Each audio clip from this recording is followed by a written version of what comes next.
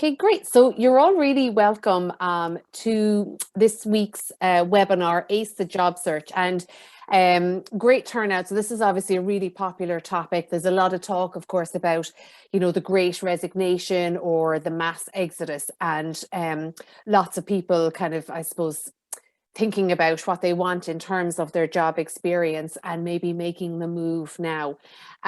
So like all of my webinars, we look at this through the lens of being an introvert and what might our experience be of doing a job search.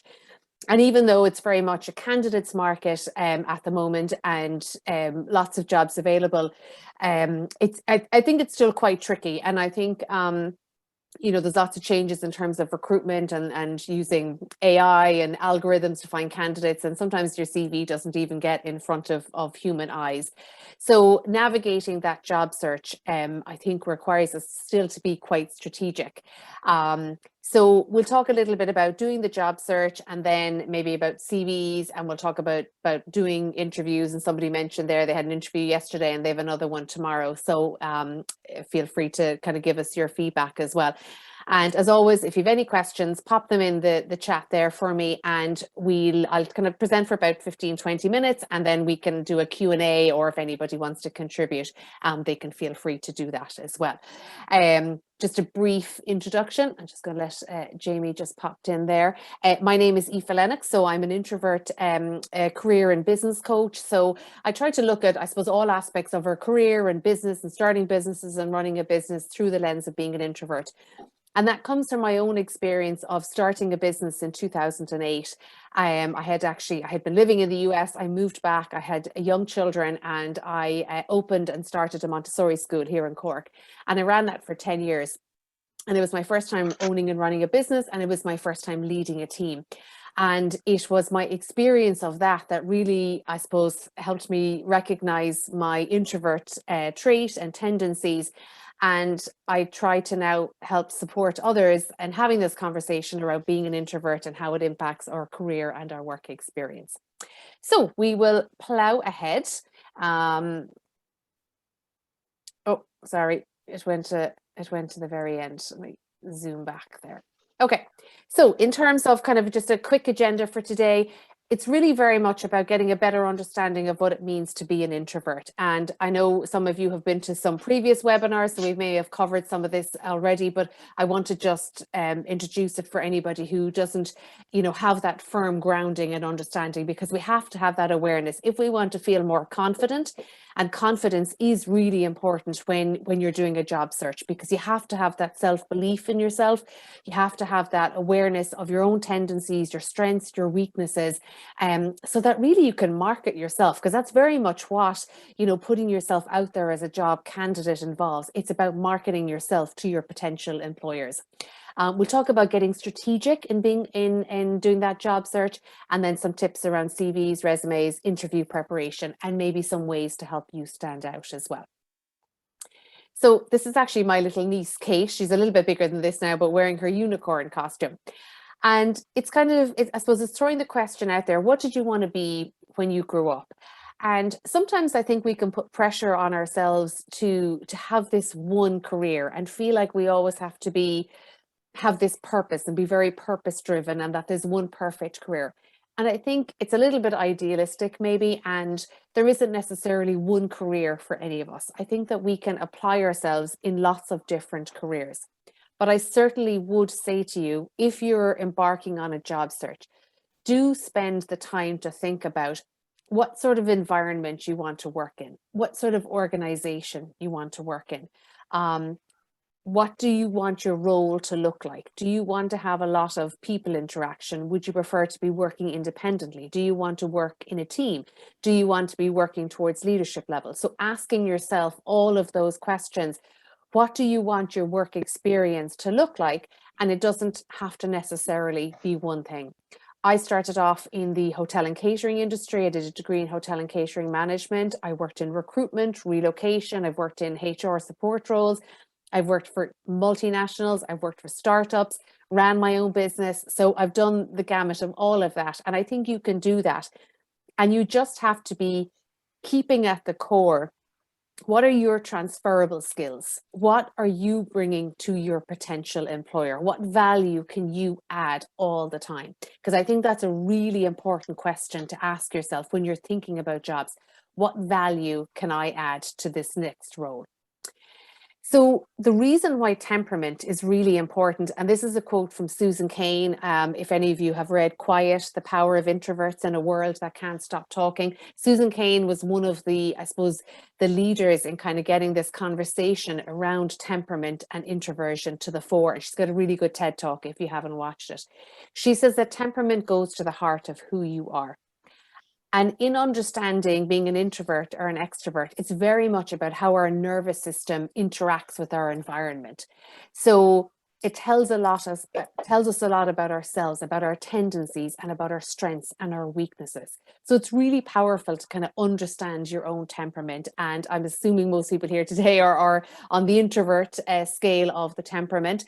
And so having a real awareness and understanding what that means, and I'll go through that very briefly now. So again, for those who've attended before, I do cover this in other webinars as well. But this is from a book by Dr. Marty Olson-Laney. And on the top, you can see she describes how extroverts process. So what they have found when they've done MRIs of the introvert brain and the extrovert brain is that extroverts tend to be very external focused, right? So this is why they're more motivated by things going on in the environment around them. So they're motivated by sight, sounds, touch. So they've actually found increased blood flow in that part of the brain for people who are higher in extroversion. But for us introverts, we tend to have increased blood flow in what they call the prefrontal cortex, this frontal part of our brain. And that's where we do our long-term memory, and that's where we do our planning functions. And that's why many introverts will need to take time in order to process. They'll need to take time to make a decision. It can be one of the reasons why interviews can be really more designed for the extrovert temperament, because when we're fired questions at us, that's not naturally where we do our best work, right? And as interviewers and the recruitment process becomes more inclusive, one of the things that they're actually doing is they're actually giving the questions in advance to participants. So I don't know if anybody has had that experience where you've actually been given the questions. Please do tell us in the chat, because that's one of the innovative ways that organizations are trying to be more inclusive of different temperaments. The other difference is around our sensitivity, and our sensitivity in particular to something called dopamine. Now, dopamine is a feel-good chemical, and we all get shots of it and enjoy it, but you can see here from the picture that as introverts, we get a small bit of it and we are overstimulated. And this is why introverts will find, let's say, a busy office environment to be very overstimulating, or you might find weddings overstimulating, right? And by 11 o'clock, you're just done. And it's also why going into an interview situation, if you're in an in-person interview, it can be overstimulating, because you're actually trying to take in your environment, you're trying to take in the room, you're trying to take in the people, you're trying to process all of that while you try to answer questions. So one of the tips is, if you can visit the place in advance, if it is in person, or if it's virtual, making yourself as comfortable as possible so that your body right away is kind of, I suppose, you're trying to get it into a more relaxed state. If you were on the webinar 2 weeks ago, or you can catch up, it's on my YouTube channel, Katrina Kerwin was talking to us about our nervous system. And she gave the traffic light system, the green, the orange, and the red. And the red is somewhere kind of like we're in burnout mode. We don't want to be in there. But in an interview, you're probably kind of going into the orange. So you've got a little bit of the adrenaline flowing. And that can be a good thing, because that helps you kind of react and answer the questions as you need to. But you want to also keep yourself in a relaxed state so that you can process and so that you can answer the questions the best way that you can. So it's important to just remember those two things, how we process information and also our sensitivity to dopamine, because that really impacts our work experience and then things like job interviews as well. So you can even try this if you have a phone handy beside you or another window. Try searching for pictures of introverts. Just do a little Google search of it and see what comes up. you'll probably get a picture similar to what I have on the screen here, my lady with the box over her head, or there's another one with a person has a bag over his head. There tends to be a negative perception around what it means to be an introvert because we don't understand it. People don't understand. Everything has been measured against extroverts, okay? So the extrovert way of doing things is kind of what's been celebrated in the workplace. So if you were to go into an interview and say that you were an introvert, how would that be perceived? If the interviewer has a good knowledge of what it means to be an introvert, they might recognize all of the strengths that you have. But if they don't, often people think introversion is something that needs to be fixed or needs to be sorted out. So just being aware of that perception is really important. It can exist against extroverts also. If you have a look and do a little search there for pictures against of extroverts, this is what comes up. It's kind of the me. It's all about me, because extroverts get portrayed as, I suppose, maybe overly loud or domineering and so forth. But so these, just being aware of these perceptions of our temperament, okay? And having that understanding yourself. So if you're starting your job search, what are some of the challenges that you need to be aware of? The first one is that many introverts can find they have a lack of confidence, and that can come from that negative perception. But if you have that awareness of yourself, of what it means to be an introvert, you can hopefully let that go. And through understanding your strengths and the value that you bring to it, it can help build up your confidence, okay? The second thing is around humility versus marketing. So as introverts, we tend to be quite humble. We tend to not be as good at sharing our accomplishments. If any of you, and you should actually all have a LinkedIn profile, and you should keep that LinkedIn profile updated, and it should change all of the time. That is your opportunity to market yourself. So using social media to share accomplishments. Now, I'm not brilliant at this myself. I should be sharing testimonials. I should be doing a lot more kind of on that marketing side. But I do try to share, I suppose, a lot of information which hopefully demonstrates my knowledge or expertise. And what I've noticed is that a lot of employers are actually, they just ask for your details. They don't even want a CV. Sometimes they want your LinkedIn profile. So making sure that you're building your connections, that you're contributing, and you can showcase your knowledge and your expertise through using social media is important. Networking, many introverts will tell you they hate to network, they hate to do small talk. I think since it's gone virtual, I definitely find it easier, and there are lots of online networking groups. They say that you need to network when you don't need to network. So in other words, you network now, maybe before you need a job. And building those connections. And you know what, networking can be, it can be any group that you join. You can join, actually during the pandemic, I joined a book club. And that was a really good way to meet other people as well, without it kind of formally being networking. Somebody else was telling me they joined Slimming World recently, and that was a way to just meet other people. So it's all the time building that network for yourself. One of the challenges that we face is overthinking. And that goes back to that picture of how we process in our brain. They say that women in particular won't apply for a job unless we meet 100% of the criteria. I think many introverts feel that way as well, and they feel like if they don't tick every box on the job description, that they don't apply. But as long as you can market yourself and showcase the value that you can have, go for it. There's no need to hold yourself back, and you don't have anything to lose. Your image, and again, this goes back to the kind of LinkedIn profile and showcasing your expertise and what you've done, and that image of yourself as a professional is very important as well. So keeping that in mind as part of the bigger kind of job search. The pie model, this is by Harvey Coleman. So maybe you're working within an organization now and you're thinking about career development within the organization. Harvey Coleman says that our career development is based on only 10% performance and 90% what people think of you and how visible you are in the organization. And I know that with the new models of work and hybrid and remote working, this is going to be more of a challenge, I think, for people who are higher in introversion, because we naturally don't want to be the center of attention. We naturally don't want to be more visible. And if your organization is going to a hybrid model, there is a possibility that you'll have all the extroverts in the office because they want to collaborate and communicate and all of that. And then you have all the introverts working at home.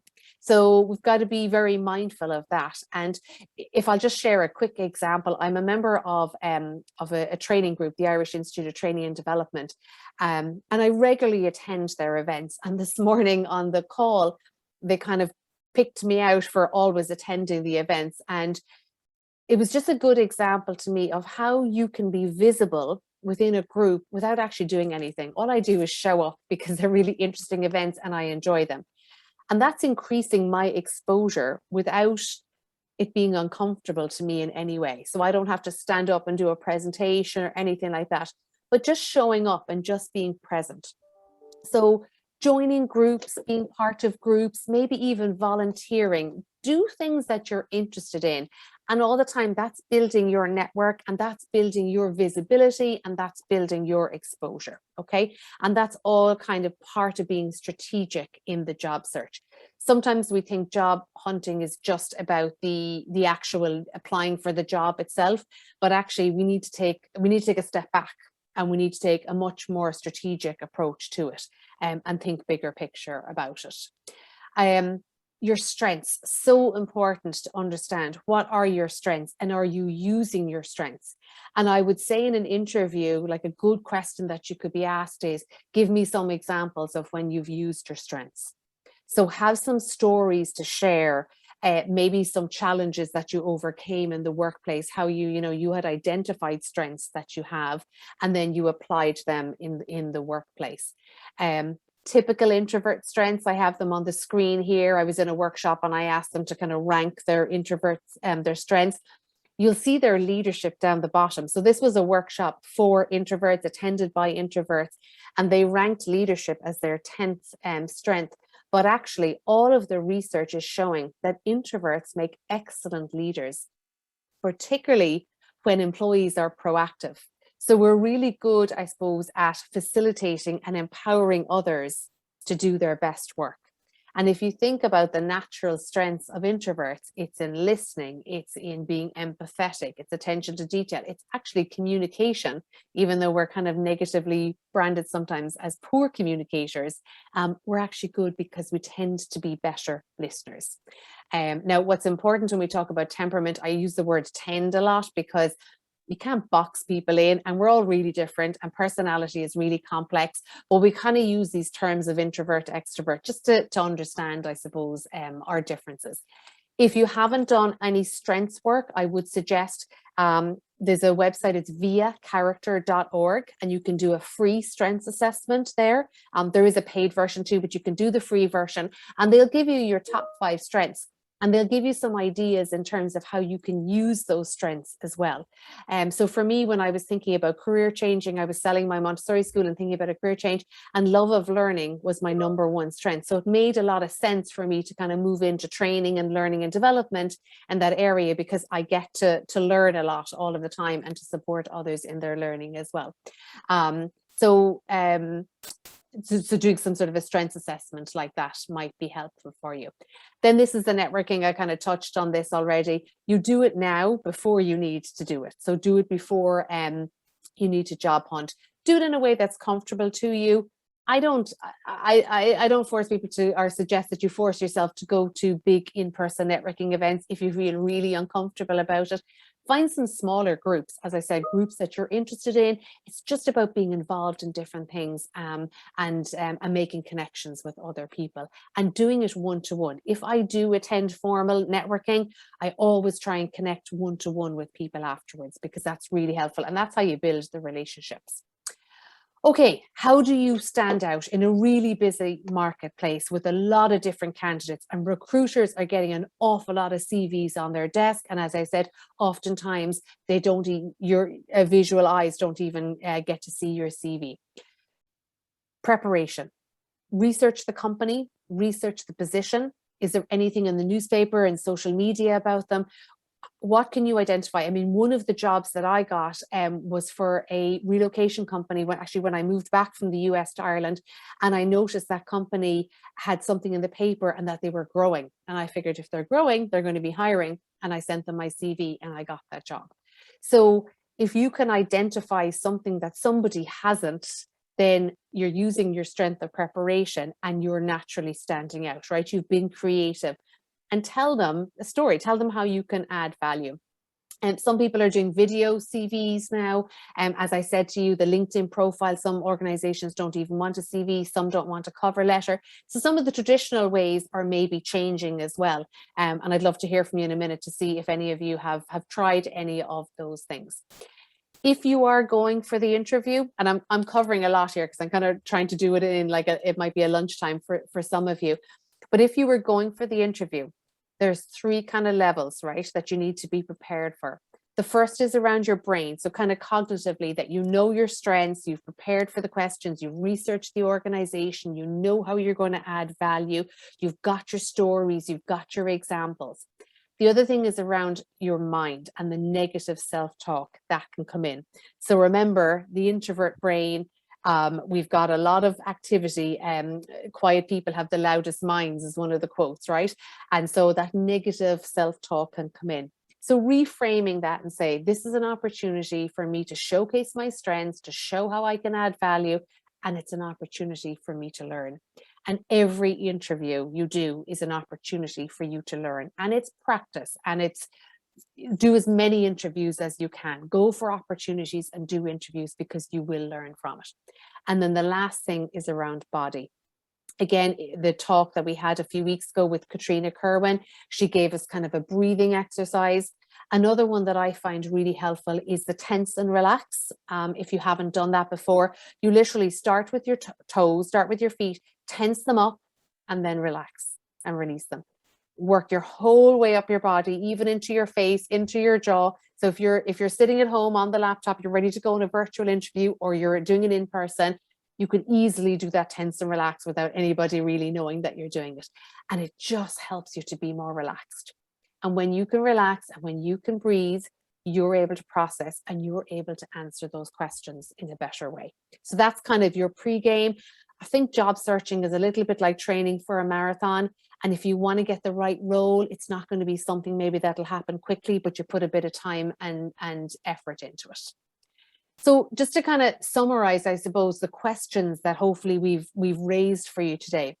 What is your purpose? Thinking back to the picture of my niece in her unicorn costume. What did you want to be? What do you want to do? What's your purpose?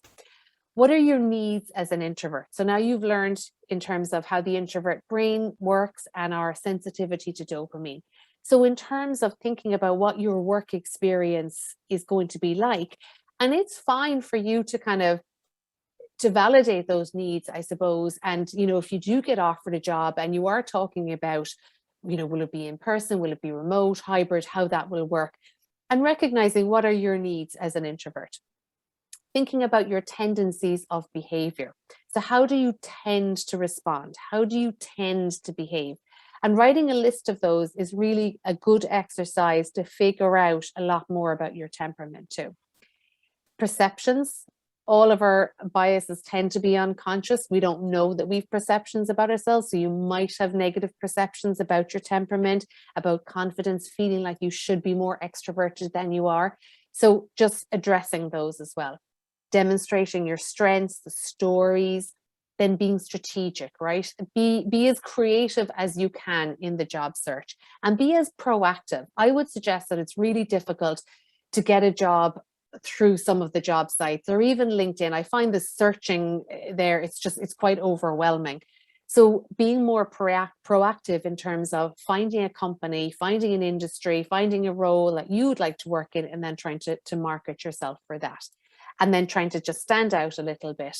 And I was just, what do you need to do now? Even if you're not job hunting right away, what do you need to do now to help your job search in the future? So whether that's training, whether that's networking, do the CV, build up the LinkedIn profile, like do all of those things so that you are ready for your job search whenever it is you decide to do that. So just real quick before I finish up, if you or you might know somebody else, I'm starting a Quiet Confidence career coaching program. It will be on a one-to-one basis. So it's a 3-month program. There's a 20% discount for members. And it's really about, I suppose, building up your self-esteem and your confidence. It's helping you to identify how can you be strategic, how can you be focused, and really try to save yourself an awful lot of time as you navigate that job market. So you can keep that in the back of your mind if you come across anybody who's interested.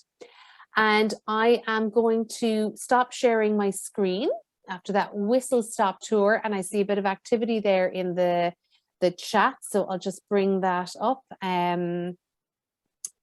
And see, okay, so introverts more caring, empathetic, aware of other people's feelings and environment.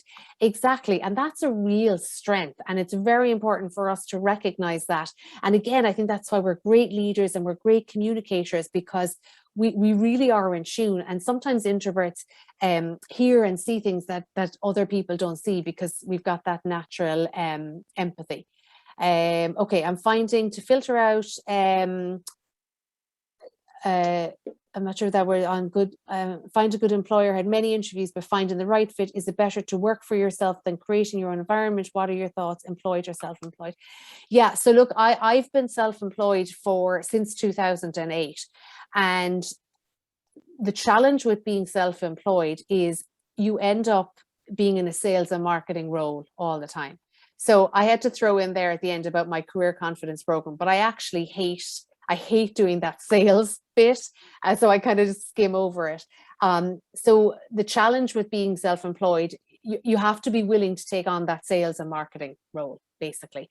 If that comes naturally to you and you're good at that, then go for it. If you're self-employed, the challenge is it's unpredictable. But if you have that flexibility that you can do that, and you have in terms of finance and everything that you can carry that, but just be aware, I suppose, of the challenge. And it is slow. I mean, I've talked to a lot of other self-employed people, and I think you are looking at kind of a 3-year timeline from building up a business. Now, again, like what I'm learning is, depending on what sort of business you're thinking, but you can get contracts with companies, like maybe your network is good. And certainly feel free to email me if anybody wants a quick chat about that. I'm always happy to chat with anybody too, and we can do a quick call. But, maybe there are opportunities for you to be self-employed and set some contracts in place for yourself, which would give you a base income. What I did for a while was I was teaching at 3rd level, and that was kind of my base income. And then I could build my business then around that as well. So I need to do this for my DJing, going into bars, asking about gigs. Yeah, it's really hard, Jamie. It's really hard to do that. But as people always say to me, if you don't put yourself out there, then others don't know what you're doing. And so the person that needs you, then they won't know where to find you. So you have to keep putting yourself out there. But I do find it hard, and I find social media getting really busy with people kind of self-promoting themselves. And I think it's really hard. So, okay, let me just go back and see if there was any other questions. Is it possible to be an introvert and feel better in a fast-paced environment? I'm an introvert, but I feel really comfortable in organized chaos. Yeah, you see, our temperament is actually only 50%. The other 50% comes from what they call character traits. And so maybe you grew up in that type of environment, or maybe you've just worked in that type of environment for so long. Now, what I would find is I tend to like the buzz of that, but I get burnt out. So I like a little bit, like if it was too quiet, there's a thing called flow, and the flow is the kind of the energy of your work. So if it's too quiet, I'll get a little bit bored. So I don't want to be sitting in front of a laptop, not interacting with people. I need that engagement from people to have that energy. But then if I get too much of it, I get burnt out. So I think it's all about awareness of you and your needs. And as I said, it's a spectrum. We're all at different places on the spectrum. And so it's definitely not a one size fits all. So hopefully that answers. Paro from the City of Love, nice to join this event online. Upcoming event on Friday. Great. Well, good luck. Did you know introverts are geniuses? Yeah, absolutely. And look, some of the most successful entrepreneurs in the world are introverts, right?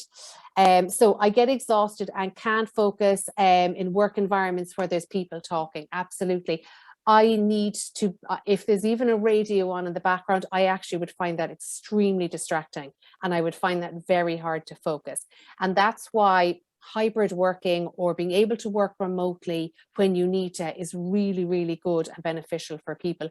And have conversations with your manager and with your team, and if you're able to do that, because then if you need to go into the office to do collaboration or whatever, you can do that, but then you've got your time where you can focus as well. Okay, prefer to work alone. Yeah, exactly. And I would definitely find that too. But as I said, if I'm on my own all the time, I kind of feel like my energy level goes down, so I need a little bit of that. But that's a personal thing, and again, that's how we're all so different. I'm going to stop recording there.